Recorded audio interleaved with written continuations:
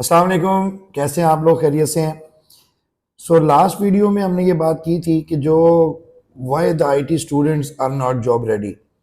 आज की जो वीडियो बनाने का मकसद है, ये उन तमाम स्टूडेंट्स के लिए है जो मे बी आफ्टर 1 वीक और 2 वीक्स इंशाल्लाह ताला they are going to join the university for any computing related degree. For example, they are either going to start BScs, BS software engineering, BS data science, BS artificial intelligence, BS game programming, या इससे मिलती जुलती किसी भी computer science से related degree में इंशाल्लाह अपना एजुकेशन कैरियर का स्टार्ट लेंगे। अब दो मेन चीजें हैं जिनके ऊपर मैं आपके साथ इस वीडियो में बात करूंगा। सबसे पहली, आप अपने एनुअल सिस्टम से मूव होके जा रहे हैं सेमेस्टर सिस्टम के अंदर। अब एनुअल सिस्टम में जो हमारे मेजॉरिटी ऑफ द स्टूडेंट्स हैं, वो किस तरीके से एग्जाम की प्रिपरेशन करते रहे। होता यह है कि जब उनका फाइनल ईयर एग्जाम नज़दीक आता है, वो मार्केट में जाते हैं। हमारे दौर में हम जाके कहते थे पास्ट 5 ईयर्स के पेपर दे दें, आजकल उसको टिप्स कहते हैं या टिप्स कहते हैं। वो जाके वो पेपर लेते हैं और फिर आयतुल कुर्सी और दुरूद शरीफ पढ़ते हैं और एग्ज़ाम के दिनों में नमाज भी ज़्यादा पढ़ने लग जाते हैं, और अल्हम्दुलिल्लाह बड़ी अच्छी बात है। और उसके बाद अल्लाह से दुआ करके वो टिप को रैंडमली ओपन करते हैं और जो सवाल आते हैं उनको याद कर लेते हैं, और फिर अल्लाह ताला की मदद और माँ बाप की दुआएं शामिल हाल होती हैं, और वो 60%, 50% या इस जो भी उनके मार्क्स हैं वो लेके अपनी FSC को क्लियर कर लेते हैं। अब जो लोग यूनिवर्सिटी में जाएंगे, इनकी भी दो कैटेगरीज हैं। एक कैटेगरी वो है जिन्होंने FSC प्री मेडिकल किया हुआ है, दूसरी वो जिन्होंने FSC में ICS किया हुआ है या may be FSC pre engineering की हुई है।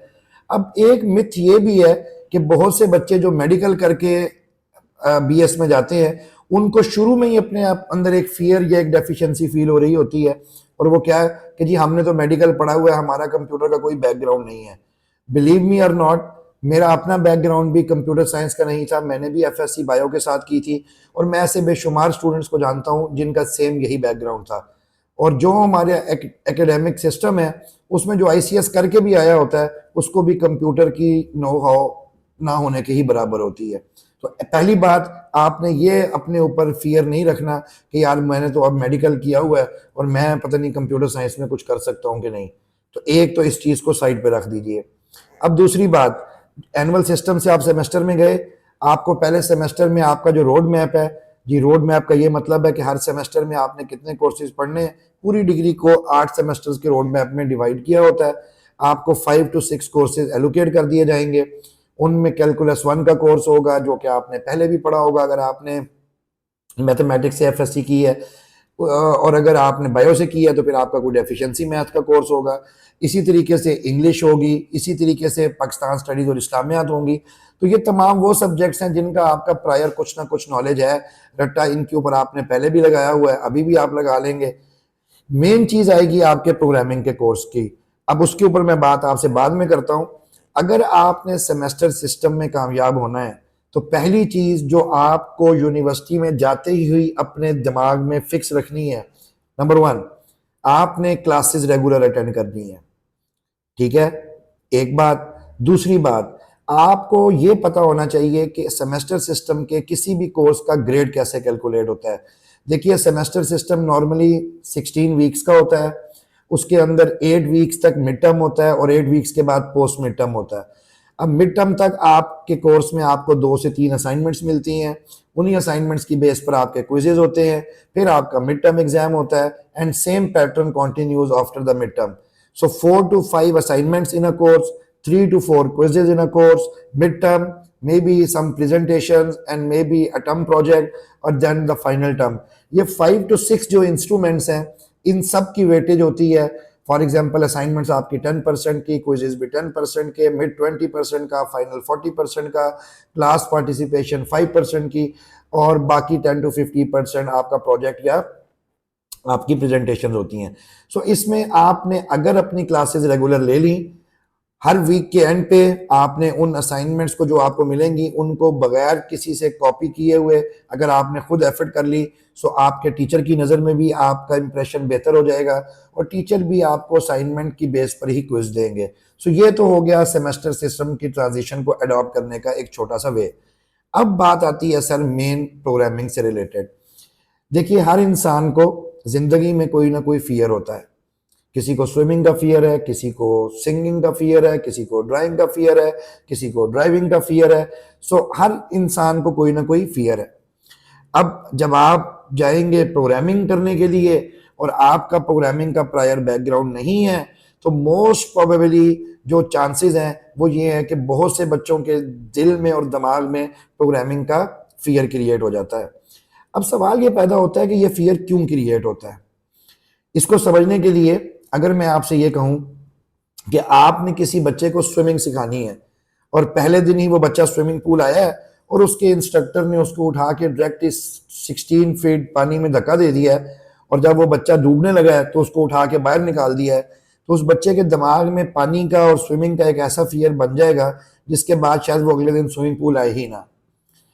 इसके बरक्स अगर उस बच्चे को 4, 5, 10 डेज अगर स्विमिंग पूल के कॉर्नर पे बिठा के पहले उसके पाँव को पानी में रखवाया जाए, उसको लोगों को स्विम होता हुआ दिखाया जाए और आहिस्ता आहिस्ता उसको बताया जाए कि बेटा स्विमिंग इस तरीके से करनी है, और फिर उसको आप 2, 3 फीट्स में पहले नीचे उतारें और आहिस्ता आहिस्ता उसको कहें कि अब तुम प्रैक्टिस करो, तो शायद उसका फियर जो है वो डेवलप होने से पहले ही ख़त्म हो जाए और वो प्रैक्टिस के साथ साथ वेरी सून अडॉप्ट कर जाए और उस स्किल को गेन कर ले।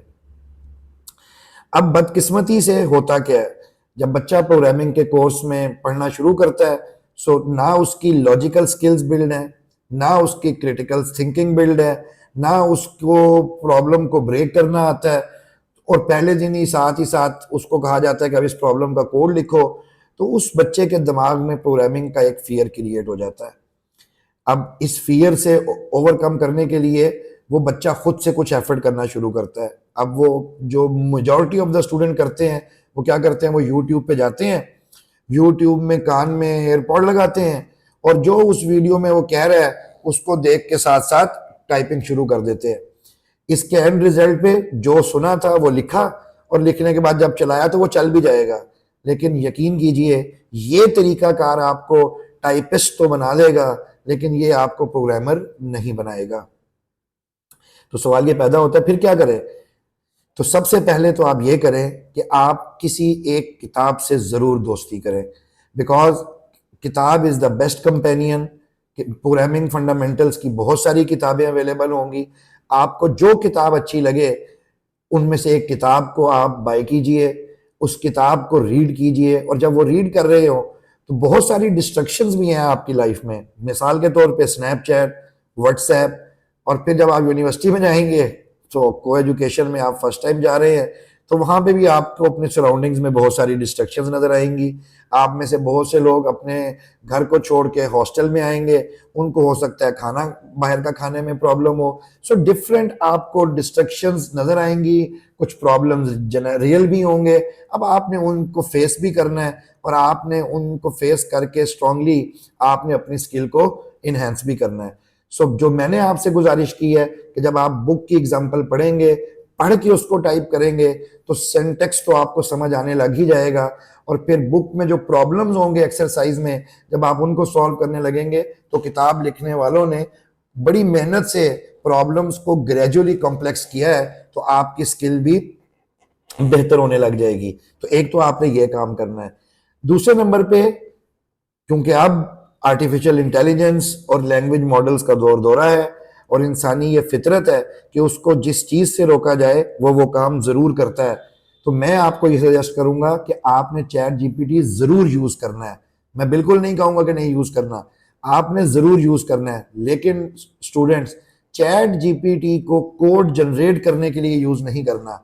हाँ, आपने डाटा टाइप्स के बारे में पढ़ा, so go and ask ChatGPT to give you a brief या डिटेल्ड डिस्क्रिप्शन के डाटा टाइप क्या होती है, क्यों लैंग्वेज में डाटा टाइप दी जाती है, वहां से उसको रीड करें, आपका टाइम बच जाएगा। आपको बेस्ट पॉसिबल जो इंटरनेट पे डेटा है वो कम टाइम में आपको एक ही आर्टिकल में मिल जाएगा, उसको पढ़े। फिर जब आप कोड लिखें तो लाजमी बात है जब आप कोड लिखेंगे तो आपको उस कोड के अंदर एरर्स आएंगे। अब मैं यहाँ आपको इंटरेस्टिंग बात बताऊं, मैं अपनी 21-22 साल की टीचिंग में जब प्रोग्रामिंग पढ़ाता हूँ और मैंने 500-700 दफ़ा प्रोग्रामिंग पढ़ा दी होगी, सो मैं स्टूडेंट्स को एक बात हमेशा कहता था कि यार आपने कोड लिखना है, और अगर आपके कोड लिखने की वजह से आपका लैपटॉप किसी एक्सप्लोजन से धमाके से फट गया, या आपका कीबोर्ड टूट गया, या आपकी स्क्रीन टूट गई, तो मैं आपको नया लैपटॉप ले दूंगा। उसकी वजह क्या थी? उसकी वजह ये थी ऐसा कुछ भी नहीं होगा। वर्स्ट केस में क्या होगा? आपको एरर आएंगे। और 1999 में, 2000 में जब मैंने प्रोग्रामिंग स्टार्ट की और मैंने अपनी ज़िंदगी का पहला प्रोग्राम लिखा, तो मुझे भी एक एरर आया। और वो एरर क्या था? वो एरर था टू मैनी एरर्स। अब मेरे पास दो ऑप्शंस थी। एक ऑप्शन ये थी कि मैं उस टू मैनी एरर के मैसेज को देख के डिसाइड हो जाता, और दूसरी ऑप्शन ये थी कि मैं वन बाय वन करके उन एरर मैसेजेस को को सॉल्व करने की कोशिश करता। और अब तो कंपाइलर के एरर मैसेजेस इतने इंटेलिजेंट हो गए हैं कि जब आप उनको रीड करेंगे तो वो इतने ह्यूमन रीडेबल हैं कि आपको आइडिया होने लग जाएगा कि ये एरर आने की वजह क्या है। सो तीसरे नंबर पे, जब आप कोड लिख रहे हो, आपको कोई भी इश्यू आए, do ask from your teachers, your seniors. Lab में जाएं, सीनियर से पूछें, लेकिन कोड डायरेक्ट किसी से कॉपी पेस्ट मत करें। उससे आपकी लर्निंग रुक जाएगी, आपका कॉन्फिडेंस बर्बाद हो जाएगा, आप सीख नहीं पाएंगे। तो मेरी जो तमाम लोग यूनिवर्सिटीज़ में प्रोग्रामिंग के कोर्सेज पढ़ाते हैं, मेरी उनसे भी बड़ी मुद्दबाना गुजारिश है कि जिस तरह उस स्विमिंग के इंस्ट्रक्टर जिसने बच्चे को पहले दिन ही 16 फीट के पानी में फेंक कर उसका फियर क्रिएट करवा दिया था, अगर आप अपने स्टूडेंट को प्रोग्रामिंग सिखाना चाहते हैं, क्योंकि आप लोग बहुत अच्छी सिखाते भी होंगे, प्लीज उसको एक तो स्लाइड से प्रोग्रामिंग मत पढ़ाइए। नंबर टू, बच्चे को स्टेप बाय स्टेप जो है स्टेयर्स के ऊपर जो है चढ़ना सिखाइए। अगर आपने ऐसा ना किया तो पहले दिन ही उस बच्चे के दिमाग में या वीक के अंदर ऐसा फियर क्रिएट हो जाएगा कि वो उस फियर से बाहर नहीं निकल पाएगा, और एक इतने बड़े ट्रायर से वो महरूम हो जाएगा जिसकी वजह से उसके पेरेंट्स एक ह्यूज अमाउंट ऑफ मनी उस पर इन्वेस्ट कर रहे हैं। और मैं अपने टीचिंग लेक्चर्स में ये भी अक्सर कहता हूँ कि अगर आपने कंप्यूटिंग से रिलेटेड कोई डिग्री की है और आपको प्रोग्रामिंग नहीं आती, तो बिलीव मी वो डिग्री एक सिन है फिर।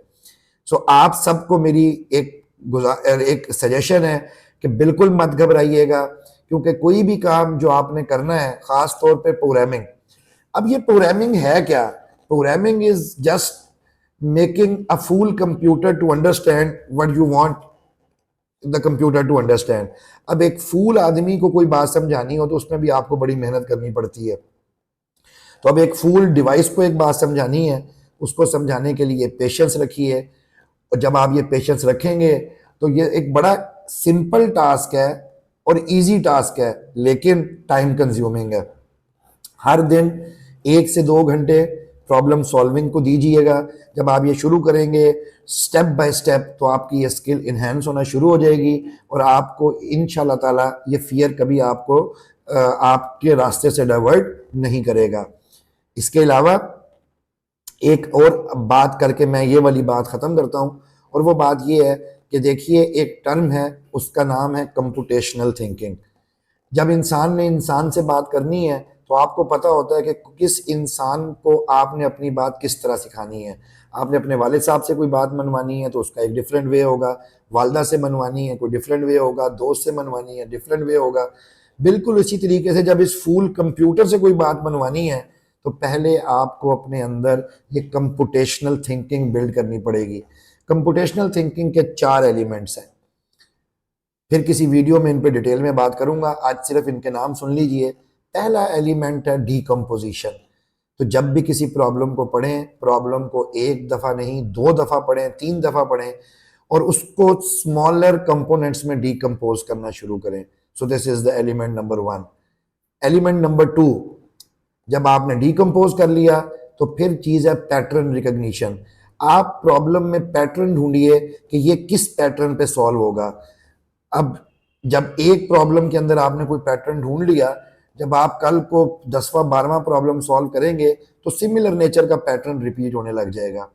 फॉर एग्जांपल, आपके पास एक लिस्ट ऑफ नंबर्स हैं और उस लिस्ट ऑफ नंबर्स को आपने ऐड करके उसका सम प्रिंट करना है। तो अब यहाँ पर आपने पैटर्न क्या रियलाइज किया कि अच्छा, लिस्ट ऑफ नंबर्स, एक से ज़्यादा नंबर्स हैं, फिर क्या करना है, कोई रेपिटेशन करनी है, पहले एक नंबर को दूसरे में ऐड करना है, फिर जो उसका जवाब आएगा उसको स्टोर करना है, फिर उस जवाब में तीसरे को ऐड करना है, और ये तब तक करते रहना है जब तक नंबर ख़त्म ना हो। अब ये एक पैटर्न है जिसने आपको बता दिया कि रेपिटेशन एक चीज़ है जो आपको बहुत से प्रॉब्लम्स में इस्तेमाल करनी पड़ेगी। सो पहली चीज़ थी डिकम्पोजिशन, दूसरी चीज़ थी पैटर्न रिकग्निशन, तीसरी चीज़ है एब्स्ट्रैक्शन। एब्स्ट्रैक्शन क्या कहती है कि जो आप प्रॉब्लम सॉल्व कर रहे हैं आप सिर्फ हाई लेवल डिटेल्स पे फोकस कीजिए, उसकी अंडरलाइन कॉम्प्लेक्सिटीज के बारे में आपको सोचने की ज़रूरत नहीं है। और आखिरी चीज़ है एल्गोरिदम। एल्गोरिदम क्या है, वो सेट ऑफ स्टेप्स हैं या वो स्टेप बाय स्टेप प्रोसीजर है जो किसी प्रॉब्लम को प्रॉब्लम से लेकर सोल्यूशन तक ट्रांसफॉर्म करता है। तो अब अगर आपने किसी भी प्रॉब्लम को इन चार चीज़ों में ब्रेक कर लिया और पहले आपने कागज़ पेंसिल पे प्रॉब्लम को रीड करके डीकम्पोज करके पैटर्न को रिकॉग्नाइज करके उसका एल्गोरिदम डेवलप कर लिया, तो बिलीव मी फिर उसको किसी लैंग्वेज में ट्रांसलेट करना आपके लिए प्रॉब्लमेटिक नहीं होगा। So students, to wind this all, एक दो बातें आखिरी करने लगा हूँ कि देखिए प्रोग्रामिंग क्या है ये मैंने बता दिया है, फूल कंप्यूटर को अपनी बात समझाना है। और दूसरी चीज़ क्या है जी, programming is a mental skill, जबकि इसके अलावा ज़िंदगी में बहुत से जो आप काम करते हैं वो फिज़िकल स्किल्स में आते हैं। फिज़िकल स्किल से आपकी बॉडी थकती है, लेकिन जितना आपका स्टेमिना स्ट्रांग होगा, बॉडी स्ट्रांग होगी, आप वो काम कर लेंगे। लेकिन जो मेंटल स्किल है, क्योंकि सोचने की, क्रिटिकल थिंकिंग की आदत नहीं होती, तो बहुत जल्दी आप अक्सर एक जुमला कहते हैं यार दिमाग की दही हो गई है। और दिमाग की दही होने का मतलब क्या है कि आपका दिमाग प्रेशर सस्टेन नहीं कर रहा, और आपको एक आदत, आप कहते हैं बस ये मैं काम करूँ तो ये काम हो जाए। शुरू में प्रोग्रामिंग में ऐसा नहीं होगा, कई दफ़ा प्रॉब्लम्स आएंगी। वो फेलियर से घबराना नहीं है, उस फेलियर से लर्न करना है, नई एनर्जी के साथ, नए पैशन के साथ आपने उसको ओवरकम करके फिर ट्राई करनी है। और जब आप इस तरीके से जो मैंने आपसे बातें कही हैं, अगर इनको सोच के आपने इनके ऊपर अमल किया तो इंशाल्लाह ताला आपको प्रोग्रामिंग का फियर क्रिएट नहीं होगा, और सूनर और लेटर आपकी मेंटल स्किल्स इंप्रूव होना शुरू हो जाएंगी। अब फिजिकल स्किल के आपने सब्जियां काटनी है, तो सब्जी काटने में आपके दिमाग की कोऑर्डिनेशन है आपके हाथ के साथ, अब ये फिजिकल एक्टिविटी है। तो मेंटल स्किल जो है वो हमेशा बिल्ड करना थोड़ा सा टाइम कंज्यूमिंग भी होगा, थोड़ा सा मुश्किल भी होगा, लेकिन जब एक सिस्टमेटिक वे से आप ये काम करेंगे तो वो चीज़ जब एक दफ़ा बन जाएगी तो बाद में आपको इंशाल्लाह ताला आसानियाँ ही आसानियाँ होंगी। सो इन बातों को याद रखिएगा, प्रोग्रामिंग से बिल्कुल मत घबराइएगा। Programming is the easiest thing, time consuming ज़रूर है, लेकिन एक सिस्टमेटिक एफर्ट और प्रोसेस को फॉलो करके आप उसके मास्टर बन जाएंगे। और फिर जब आपको ये स्किल आ जाएगी तो यकीन कीजिए आने वाले सालों में जब आप इंशाल्लाह ताला अपनी इस स्किल्स को ईयर बाय ईयर स्ट्रॉन्ग करते रहेंगे, टेक्नोलॉजी के साथ दोस्ती करके उसका पॉजिटिव यूज़ करते रहेंगे, so you will be able to enjoy the degree. So I hope कि जो मैंने बातें की हैं ये आपके लिए एडवांटेजियस होंगी, इन पर अमल कीजिएगा। और इस दौरान आपको अपनी डिग्री में किसी भी लेवल के ऊपर कोई कन्फ्यूजन, कोई प्रॉब्लम हो, आप मुझे ज़रूर कमेंट में क्वेश्चन कीजिएगा। I will be more than happy to answer that. और इसके साथ साथ एक चीज़ और भी कीजिएगा कि लैंग्वेज एक ऐसी चूज़ कीजिएगा जो इजी टू राइट हो, सिंपल टू अंडरस्टैंड हो, सिंटैटिकली कॉम्प्लेक्सिटीज उसमें ना हो। हमारी पाकिस्तान की तो बहुत सारी यूनिवर्सिटीज़ में फर्स्ट प्रोग्रामिंग लैंग्वेज C++ पढ़ाई जाती है, लेकिन यूएस और यूरोप की 60 to 70% यूनिवर्सिटीज़ में वो फर्स्ट प्रोग्रामिंग लैंग्वेज पाइथन में शिफ्ट कर गए हैं। सो आपकी यूनिवर्सिटी अगर आपको C++ पढ़ा रही है तो ज़रूर उस पर भी प्रैक्टिस कीजिएगा, लेकिन साथ खुद से पाइथन सीखना शुरू कर दें।